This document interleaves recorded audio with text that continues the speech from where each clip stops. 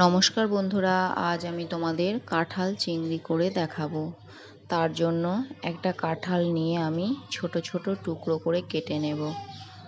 বটিতে সর্ষের তেল এবং হাতে সর্ষের তেল মাখিয়ে কড়াইতে জল দিয়ে তাতে কাঁঠালের টুকরোগুলো দিয়ে লবণ ও হলুদ দিয়ে সেদ্ধ করে নেব।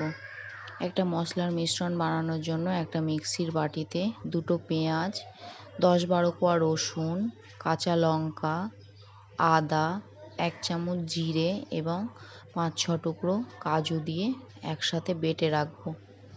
কড়াইতে সর্ষের তেল দিয়ে আলুর টুকরোগুলো দিয়ে লবণ ও হলুদ দিয়ে লাল করে ভেজে তুলে রাখবো। ওই তেলেই এবার আমি চিংড়ি মাছগুলো লবণ ও হলুদ মাখিয়ে ভেজে নেব। চিংড়ি মাছগুলো ভাজা হয়ে গেলে অল্প পরিমাণ তেল ছিল, তাতে আমি এবার কাঁঠাল সেদ্ধটা ফ্রাই করে রাখব।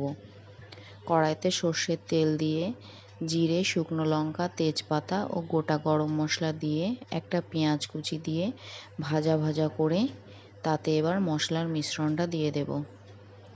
একটা টমেটো কুচিও দেব। পরিমাণ মতো লবণ ও হলুদ দিয়ে দেব, দিয়ে ভালো করে কষবো। অনেকটাই কষানো হয়ে যাবে। এবার আমি তাতে ভাজা আলুর টুকরোগুলো অ্যাড করব।